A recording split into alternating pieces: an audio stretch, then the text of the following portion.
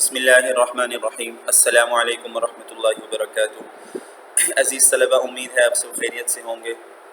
ہم اسلامیات کا چیپٹر 1 پڑھ رہے ہیں اور ہمارا آج کا ٹاپک ہے منکرین آخرت کے شبہات اور ان کا قرآنی جواب۔ کہ آخرت کا انکار کرنے والے جو ہیں، ان کے کیا شبہات تھے، کیا اعتراضات تھے عقیدہ آخرت پر، کیوں عقیدہ آخرت کا انکار کرتے تھے اور ہیں، اور اللہ پاک نے قرآن میں کیا جواب دیا ان کا۔ آج ہم نے یہ پڑھنا ہے۔ آئیے شروع کرتے ہیں۔ قرآن مجید میں عقیدہ آخرت کو بیان کرتے ہوئے منکرین کے شبہات کا بڑے عمدہ انداز میں جواب دیا گیا ہے۔ منکرین کا مطلب انکار کرنے والے، شبہات کا مطلب یعنی اعتراضات۔ مشرکین مکہ عقیدہ آخرت کے منکر تھے، یعنی مکہ کے جو مشرکین تھے وہ عقیدہ آخرت کے منکر تھے، انکار کرنے والے تھے۔ اس سلسلے میں ان کے شبہات یہ تھے۔ جی، پہلا شبہ ہے یہ آیت سورۃ السجدہ کی ہے، ٹھیک ہے، 10 نمبر آیت ہے۔ وَقَالُوا أَإِذَا ضَلَلْنَا فِي الْأَرْضِ أَإِنَّا لَفِي خَلْقٍ جَدِيدٍ۔ وَقَالُوا، اور انہوں نے کہا یا وہ کہتے ہیں، یوں ترجمہ کر لیں، أَإِذَا ضَلَلْنَا فِي الْأَرْضِ، جب ہم زمین میں نیست و نابود ہوں گے، أَإِنَّا لَفِي خَلْقٍ جَدِيدٍ، تو کیا کہیں ہم پھر نئے جنم میں آئیں گے، یعنی کیا دوبارہ پیدا ہوں گے کیا ہم، یعنی وہ اس کو محال سمجھتے تھے، ناممکن سمجھتے تھے۔ اگلی آیت دیکھیے، مَن يُحْيِي الْعِظَامَ وَهِيَ رَمِيمٌ۔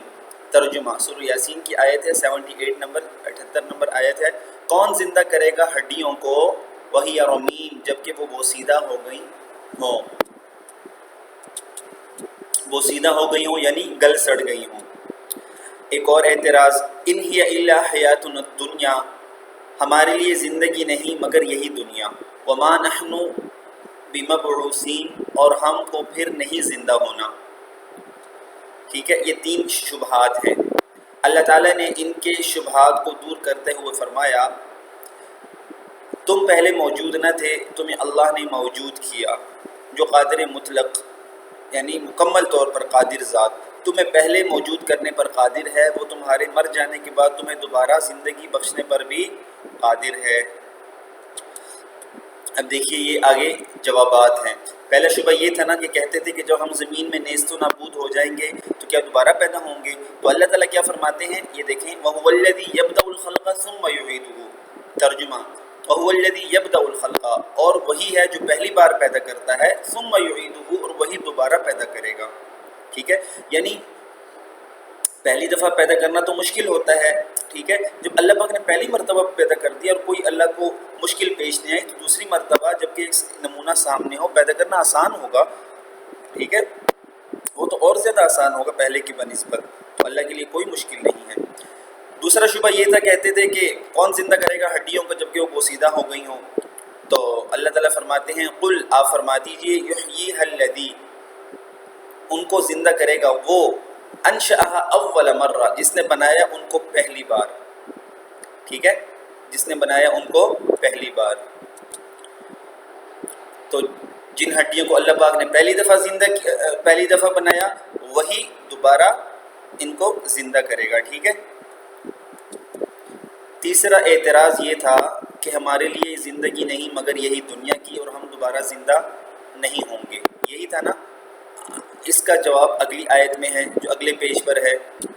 اللہ تعالیٰ فرماتے ہیں، کنتم امواتا، حالانکہ تم بے جان تھے، فاحیاکم، پھر جلایا تم کو، جلایا یعنی تمہیں پیدا کیا، تمہیں زندگی دی، ثم یمیتکم، پھر مارے گا تم کو، ثم یحییکم، پھر جلائے گا تم کو، یعنی پھر دوبارہ زندہ کرے گا، ثم الیہ ترجعون، پھر اسی کی طرف لوٹائے جاؤ گے، ٹھیک ہے۔ یعنی یہ ایسی بات نہیں ہے کہ دنیا میں ایک ہی زندگی ملی ہے، نہیں، بلکہ مرنے کے بعد دوبارہ اللہ تعالیٰ زندہ کریں گے، جی ہاں۔ تو یہ تینوں کے جوابات ہو گئے جو قرآن مجید ہی کے اندر مذکور ہیں۔ آگے چلتے ہیں۔ انسان کی صحیح سوچ اس سے عقیدہ آخرت پر ایمان لانے کا تقاضا کرتی ہے۔ اگر کسی کی واقعی ٹھیک سوچ ہو، صحیح سوچ ہو، تو وہ تقاضا کرتی ہے انسان سے کہ عقیدہ آخرت پر ایمان یعنی لانا چاہیے۔ ہر شخص اس بات کو تسلیم کرتا ہے کہ نیک عمل کا اچھا صلہ اور برے عمل کا برا بدلہ ہوتا ہے۔ ظاہر ہے ہر عقل مند آدمی کے دل میں یہ بات ہے، یہ سوچتا ہے، لیکن کیا انسان کے تمام اعمال کے نتائج اس دنیاوی زندگی میں سامنے آ جاتے ہیں؟ ایسا نہیں ہوتا، بلکہ بعض اوقات ایک ایسا شخص جس نے پوری زندگی گناہوں میں گزاری ہو اس جہاں میں سزا سے بچا رہتا ہے۔ اسی طرح بعض بے حد نیک لوگ جو عمر بھر نیکیاں کرتے رہے انہیں یہاں نیکی کا پورا بدلہ نہ ملا، بلکہ بعض کو تو بے حد اذیتیں دے کر، تکلیفیں دے کر شہید کر دیا گیا۔ اب سوچنے کی بات یہ ہے کہ کیا مجرموں کو ان کے جرائم کی سزا کبھی نہیں ملے گی؟ کیا نیکوکار اچھے اجر سے محروم رہیں گے؟ کیا خدا کا نظام عدل ان کے بارے میں ہمیشہ کے لیے خاموش رہے گا کہ اشرف المخلوقات انسان کو عبث پیدا کیا گیا، یعنی بیکار پیدا کیا گیا، اور اس کے اعمال کی کوئی قدر و قیمت نہیں؟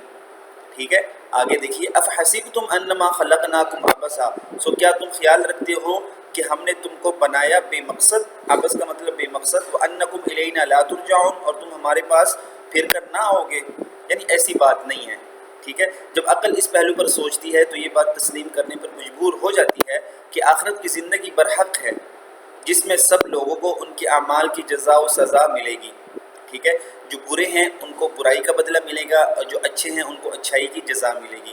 دنیا میں نہیں ملتی کبھی، تو ایک جہان ایسا ہونا چاہیے جہاں پر ہر ایک کو اس کے کیے کا بدلہ ملے، تو عقل اس بات کو خود مانتی ہے، لہٰذا عقید آخرت جو ہے یہ عقل کے عین مطابق ہے۔ ٹھیک ہے، آگے لاسٹ لائن رہ گئی ہے، نیک لوگوں کو ان کے اعمال کا بہت اچھا بدلہ ملے گا اور مجرموں کو سخت سزا ملے گی، سوائے ان کے جن کو اللہ تعالیٰ معاف فرما دے۔